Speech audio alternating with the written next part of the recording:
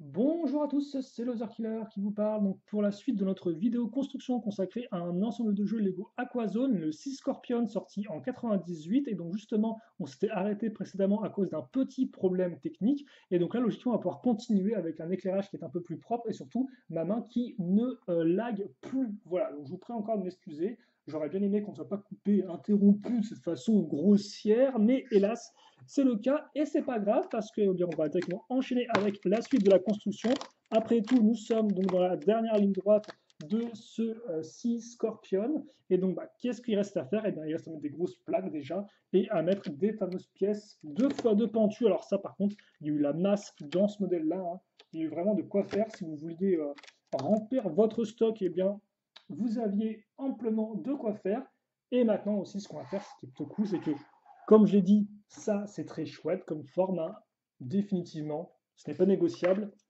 Et donc on va la rendre ça encore plus cool grâce à une bonne vieille pièce de verrière, donc la grande pièce de verrière comme ça qu'on va raccrocher à l'arrière, bam, comme ceci, et ça c'est chouette.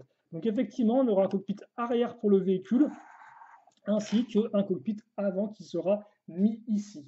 Donc ça, c'est vraiment très cool et ça rappellera effectivement d'autres véhicules comme par exemple le petit véhicule des Aqua Raider ou encore effectivement le sous-marin emblématique des Aquanauts, tellement emblématique que je n'ai plus son nom, mais si, effectivement, il est plutôt cool, hein, on l'avait construit ensemble.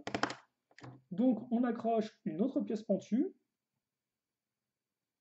Ensuite, on va avoir l'usage d'autres pièces imprimées comme ceci, mais avant de pouvoir les mettre, déjà, ce qu'on va faire, c'est qu'on va fixer ces pièces une fois deux comme ceci. Donc, on va mettre ça ici. Voilà, merci. On aura ensuite une autre pièce imprimée, alors qu'on n'a pas encore vu jusqu'à présent dans cette construction, mais qu'on avait dû voir, je crois, quand on a construit le modèle entrée de gamme des Stingray. Donc c'est un peu une version réduite de ce qu'on a vu sur les micro-ordinateurs, à savoir un écran avec des câbles qui partent d'un côté et qui vont justement sur l'espèce de petit écran. Ça, on va le fixer donc ici, si je ne m'abuse. Ah, j'arrive jamais à voir où est la partie, mais je pense que c'est ça. Ouais, je pense que c'est ça. Dans ce sens-là, donc comme ceci, voilà. Ensuite, alors, ok. Et là-dessus, on va caser, bah tiens, ça c'est un truc qu'on n'a pas vraiment vu jusqu'à présent. On va venir fixer des accroches comme ceci. Donc des petites lumières, tiens, et ça, on n'a encore jamais vu cette technique pour faire des phares. C'est vrai qu'il y a assez peu de phares en soi dans le thème Aquazone sur les sous-marins. Il y en a quelques-uns de temps à autre, mais c'est quand même extrêmement rare. Là, ça doit aussi pour peut-être contribuer aux côtés des gros yeux, peut-être du scorpion, je ne sais pas. Mais c'est vrai que jusqu'à présent, on n'a pas vraiment vu. On continue de travailler sur euh, cette partie-là. Alors, à noter que là, on va mettre une x3 et une pièce avec une accroche à clip. Alors, pourquoi cette accroche-là, comme ça, avec l'espèce d'accroche diamètre main de figurine? Je ne sais pas. Oh. Et ensuite, sous construction. Donc, on va prendre cette pièce-là. On va fixer cette pièce, donc, cette brique charnière, comme vous pouvez le remarquer, ici. Et après, on va avoir le droit donc à ça. Ok. Petite pièce cylindrique une par une qu'on n'a pas encore vu jusqu'à présent dans ce modèle. Du marron tout autour.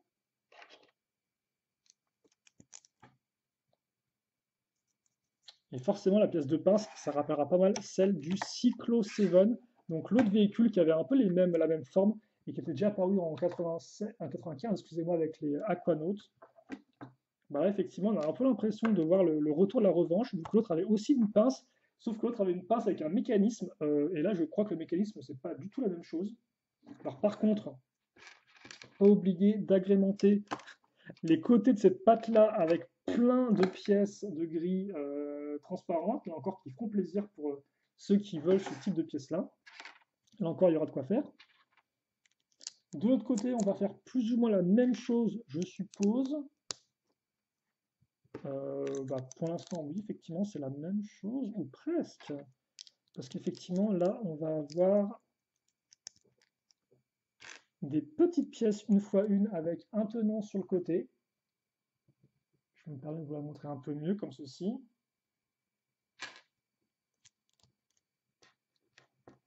Ensuite, on va tout mettre à niveau, avec là encore des plaques bien choisies. Enfin, bien choisies, tu me diras, et mettre la pièce 1x2 sur la 1x2. Alors de base, ça va pas aider à solidifier l'ensemble, c'est pas grave. Puis on va retrouver, bah tiens, nos petits couteaux.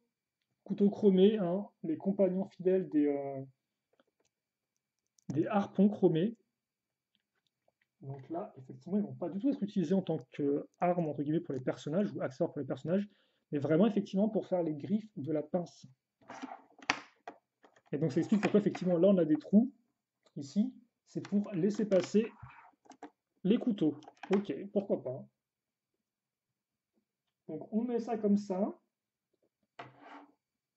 on ne touche pas, pour l'instant. Ensuite, on va accrocher la 1x4 ici, d'accord, cool. Et on va fixer. Alors là encore, dans quel sens ça se met? C'est dans ce sens-là. Donc alors aussi, beaucoup de pièces. Comme quoi, en fait, c'est un set qui a. Je sais pas combien il coûtait à l'époque. Parce qu'après, on peut faire la conversion en dollars, francs, euros, enfin bref. Calculer l'inflation, bref, c'est un enfer, c'est pas intéressant. Mais effectivement, c'est un set qui devait pas être le set le plus cher de la gamme et qui pourtant contient, mais genre, masse de pièces intéressantes, hein. Les pièces transparentes, les pièces imprimées spécifiques, les turbines, etc., les verrières. Là encore, c'est un set qui est richement fourni en pièces que j'appelle des pièces plutôt cool. Donc ouais. Ok, bah tiens, le mécanisme justement, avec quelques éléments techniques de l'époque. Donc déjà, effectivement, on retrouve l'imprimé flèche qui va indiquer logiquement qu'il y a un mécanisme qui arrive. Là-dessous, on va mettre des 2x2 avec justement la barre technique circulaire qui ressort, sur laquelle justement, ou sur lesquelles plutôt on va accrocher ces pièces, donc des plaques, des plaques techniques, hein, ou des poutres techniques une demi-hauteur, quoi. Et donc une fois qu'on a ça, qui bouge dans tous les sens, eh bien on va le raccorder à nos pièces là, qui ont des barres qui elles remontent. Alors oui, comme ceci. Ok, et donc logiquement, si j'ai ça, waouh, ça marche vachement bien, hein. Parce que l'autre, effectivement, l'autre pince, c'était un mécanisme en fait de bouton pressoir avec un élastique. Là, déjà, il supprime l'élastique, ce qui est toujours cool parce qu'un élastique, avec le temps, ça se désagrège. Donc là, effectivement, c'est un système qui est purement mécanique avec du Lego et ça fonctionne vraiment très bien. Donc c'est une bonne, je trouve, mise à jour du mécanisme du Cyclo 7 en plus propre et plus efficace. Et le modèle n'est pas encore terminé, en effet. Donc là encore, les pièces comme ça, il y en a vraiment la masse, hein, aussi. Donc ça, justement, on va en prendre une. On va fixer, bah tiens, notre dernière pièce, notre avant-dernière pièce pentue, notre avant-dernière pièce 1x1, plus accroche, et forcément qui dit 1x1 plus accroche égale harpon, hein, dans ce set-là, en tout cas, c'est le cas. Et aussi, mine de rien, dans la plupart des sets Aquazone. Puis, on va mettre cette pièce-là ici. Voilà. Et on va avoir ensuite ces petites pièces transparentes. Et donc ça, je pense que c'est un côté, effectivement, de la pince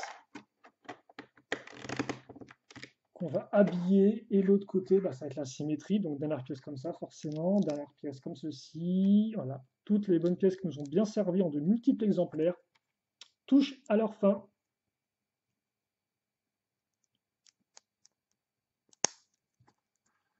Comme ceci. Hop là, voilà. On n'oublie pas non plus la petite grille ici et celle qui est là. Et donc les grilles, ça aussi c'est terminé. Bah, qu'est-ce qui reste au final à accrocher là-dedans? Ah ok, alors ça par contre, Alors, pour une raison, alors, donc, il y a effectivement notre pince qui est très mastoc, très massif, très cool. Et un truc qui m'étonne, c'est que ensuite, l'étape 29, alors de base, c'est des images de synthèse en fait, hein, des rendus 3D, le mode d'emploi, sauf l'étape 29 qui est une photo effectivement qui vous montre donc le bas du modèle sur lequel on va raccrocher plein de pièces lisses afin de faire glisser le modèle plus facilement.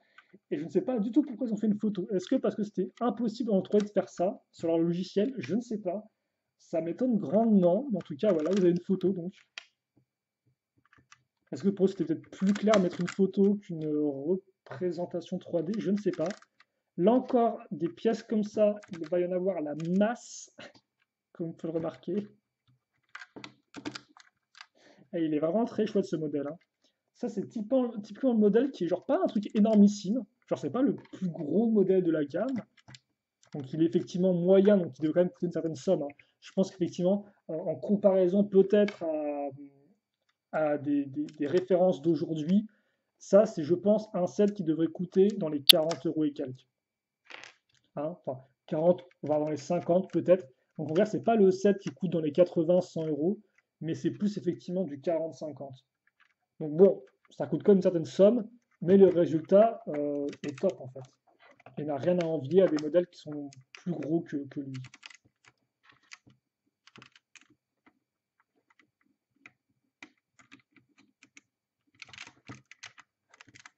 Alors par contre, la griffe, là, elle n'arrête pas de grincer dans tous les dents, c'est un enfer. J'ai rien oublié ou quoi? Parce que là, je vois qu'il me reste des pièces. Attendez, est-ce que j'ai zappé de mettre des pièces sur mon véhicule? Ah oui, ça doit être ça. J'ai dû zapper de mettre des pièces sous le petit véhicule qu'on a fait au tout début de la construction. Parce que oui, ça remonte, mais effectivement, souvenez-vous de ce petit truc-là, qu'on va retrouver, je pense, rapidement. J'avais carrément zappé de mettre ça. Je sais pas de quoi je devais parler, je devais faire muse avec les pinces, mais clairement, je ne devais pas penser à accrocher ça ici. Ok.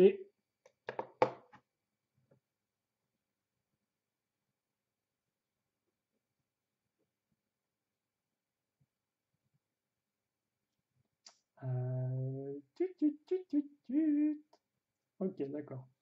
Donc ensuite, on a ça. C'est pas terminé, vu qu'effectivement, il va nous rester donc cette petite pièce-là, donc là c'est déjà préassemblé. Ça en fait, donc c'est une griffe, mais une griffe justement qui a une accroche pour main de figurine, ce qui veut dire qu'effectivement c'est un peu, ça peut être utilisé comme une arme effectivement par une figurine, voilà, comme ceci, enfin comme une arme, comme un accessoire, devrais-je dire. Sauf que là effectivement, ce qu'on va faire, c'est qu'on va prendre un tuyau, donc c'est un tuyau flexible, hein, voilà, qui de base servait pour faire passer de l'air, pour faire des systèmes, des mécanismes pneumatiques pour du Lego technique. Là, il n'y aura pas du tout d'air qui va passer, ni rien du tout. C'est vraiment purement en guise de esthétique qu'on utilise effectivement ce tuyau. Donc on l'enfonce là, ça devrait être suffisant. Et ça, justement, on va le fixer ici. Voilà, sur la petite accroche, souvenez-vous, qui est restée sur le côté.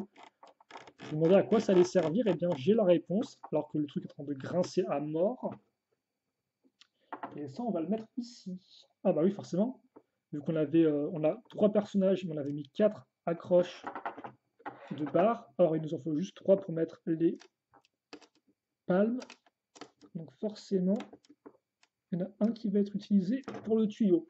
Et donc oui, ça effectivement, c'est ce qui va aussi différencier les Stingray des Hydronos, c'est-à-dire que les deux auront des tuyaux sur leur véhicule, sauf qu'au bout du tuyau des Stingray, il y aura l'espèce de griffe de pince comme ceci, et au bout du tuyau des Hydronautes, il y a effectivement l'espèce de pistolet à ventouse qui permet bien, de prendre des conteneurs. Même si les conteneurs au final des Stingray, eux, sont bloqués dans leur véhicule, donc c'est un peu bizarre, quoi. Mais bon. Ouais, ouais, ouais, ouais. Et donc là, effectivement, on va peut-être. Alors, il reste des palmes à la fin, hein, que je vais ranger ici, comme ceci.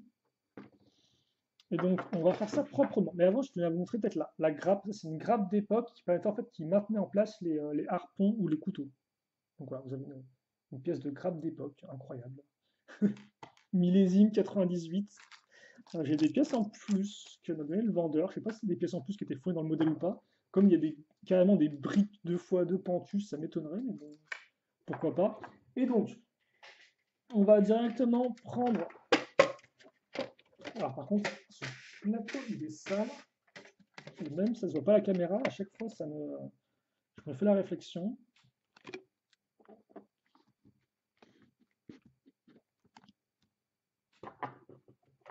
Alors là, j'ai quand même assez hâte de voir le résultat final parce que c'est vrai que là, pour l'instant, on a construit un bout de scorpion au final, mais on va avoir d'autres éléments qui vont permettre de le compléter enfin et lui donner son look définitif. Alors, on va peut-être se centrer un tout petit peu comme ceci, merci.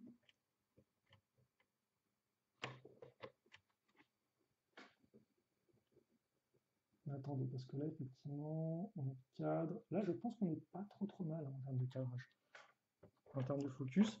Donc, c'est effectivement, c'est notre espèce de bout de scorpion des mers. Je vous montre rapidement par rapport à une figurine.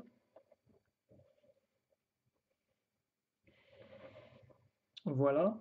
Et donc, ça, effectivement, ensuite, ce qu'on peut faire, c'est qu'on va déjà raccrocher cette partie ici.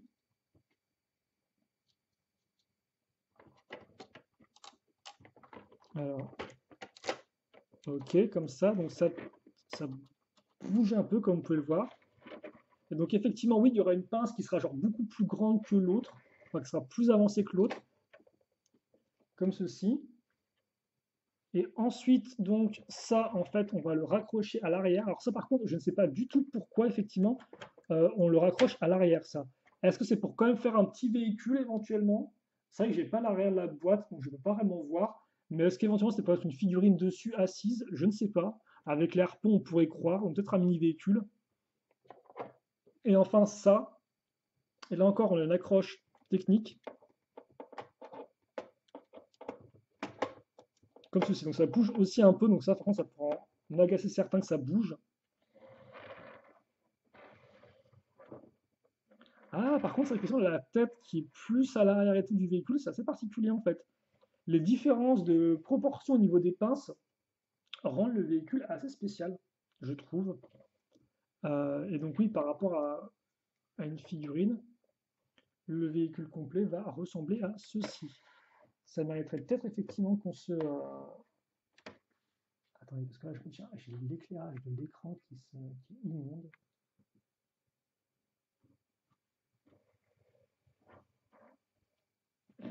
Ouais, pas du tout centré en fait.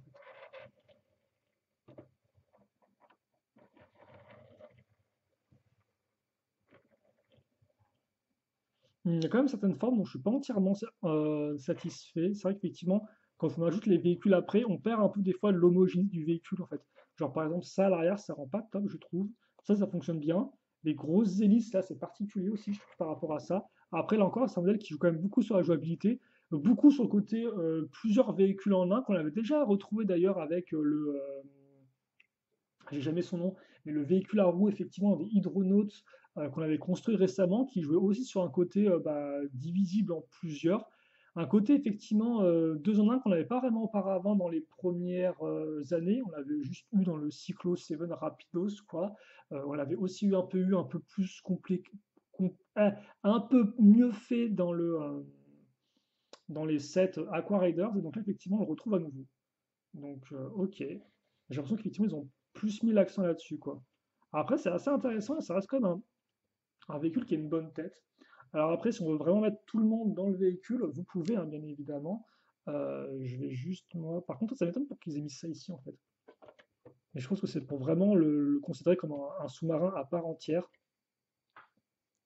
Et qui forcément, comme il réutilise exactement la même pièce de cockpit, enfin, d'habitacle et de verrière que le véhicule du Sea Creeper, du crabe, forcément, il y a un côté homogène qui fonctionne particulièrement bien. Alors lui, comme il a un imprimé qui est extrêmement détaillé, je pense que c'est le chef. Donc on va le mettre à l'avant du véhicule. Et l'autre, on va le mettre à l'arrière.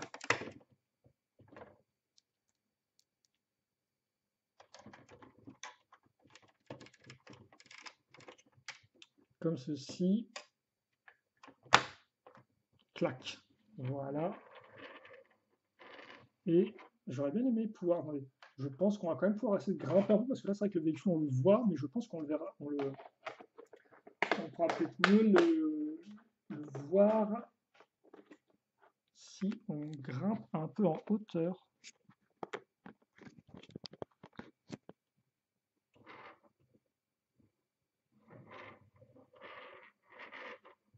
Il est quand même plutôt cool, hein, parce que c'est vrai que là encore, cette forme de véhicule en U, comme ça, comme je l'ai dit, effectivement, on l'a vu dès 95. J'arrivais à. Pourquoi je sais pas pourquoi je vais le mettre en 96, le modèle, alors que c'est en 95. On l'avait effectivement en 95 avec le Cyclo 7, on l'a retrouvé effectivement avec les Aqua Riders par la suite. Et mine de rien, même s'il y a encore ce troisième véhicule qui reprend ses pièces et cette forme-là justement en U, et bien celui-ci reste différent en fait. Parce que c'est vrai que là encore, le Cyclo-C était très compacté, très compressé comme ça, alors que lui, le Sea Scorpion, bah forcément, il va s'étendre avec la queue ainsi que la griffe ici et ses deux pinces, quoi. Et surtout, il est beaucoup plus multifonction que ne l'était le Cyclo 7, qui pourtant avait déjà pas mal de mécanismes. Donc mine de rien, lui, il reste quand même différent, hein. Et là encore, c'est vrai qu'on a quelque chose qui ressemble beaucoup plus à un animal marin, là où auparavant, les véhicules Aquazone n'était pas forcément pensé pour représenter des animaux marins. Alors certes, les Aquasharks, hein, la première faction d'antagonistes, bah, c'est des requins et leurs véhicules, bah, forcément, reprennent ce côté effilé avec le petit aileron, etc., d'un vrai requin, quoi. Mais par exemple, les aquanautes, pas vraiment, quoi. Et les aquariders non plus. Enfin, tu peux sûrement faire des comparaisons avec des vrais animaux marins, mais honnêtement, c'est pas vraiment le cas, quoi. Donc, alors que là, effectivement, bah, le nom l'indique, le sea scorpion, effectivement, le scorpion des mers. On a vu le crabe auparavant aussi. Donc effectivement, on reste là-dedans.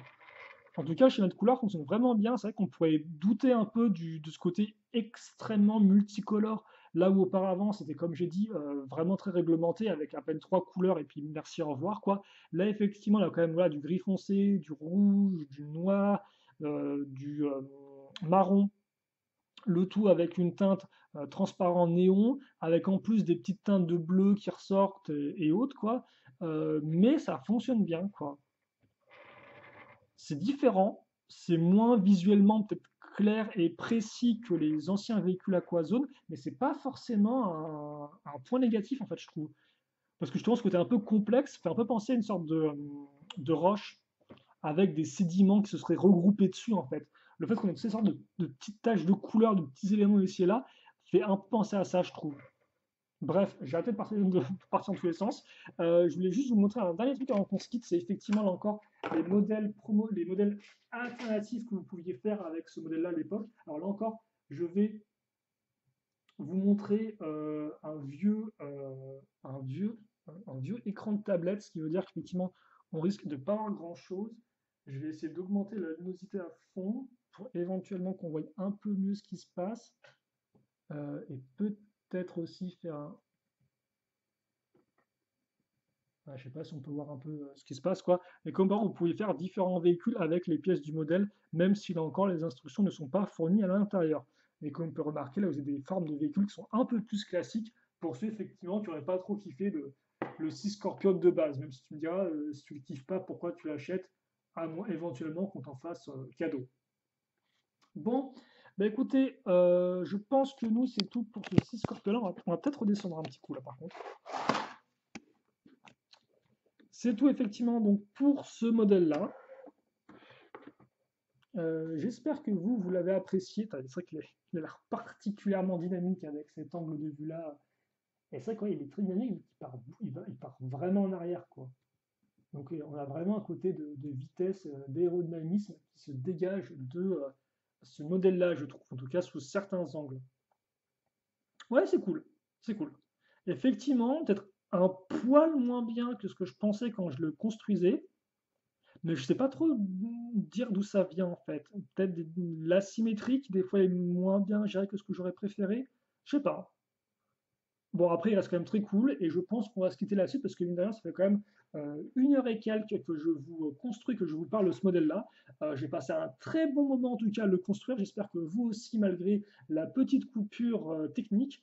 Et puis, bah, écoutez, questions, commentaires, surtout n'hésitez pas. Et puis nous, bah, on se retrouve très prochainement pour de nouveaux modèles. Là, effectivement, on vient de voir eh bien, un gros vaisseau du côté des manta rays, non, pas des manta rays, attendez, des stingrays, voilà, des stingrays. Et prochainement, on verra un gros vaisseau du côté des hydronautes. Et honnêtement, j'ai assez hâte. Et j'espère que vous aussi, et que vous serez avec moi eh bien, pour le découvrir dans la joie et la bonne humeur, comme d'habitude. Allez, on se quitte là-dessus. Passez à tous une très bonne journée. Passez tous une très bonne journée, une bonne soirée, tout ce que vous voulez. Portez-vous bien, bien évidemment. Et à la prochaine. Salut à tous et à toutes.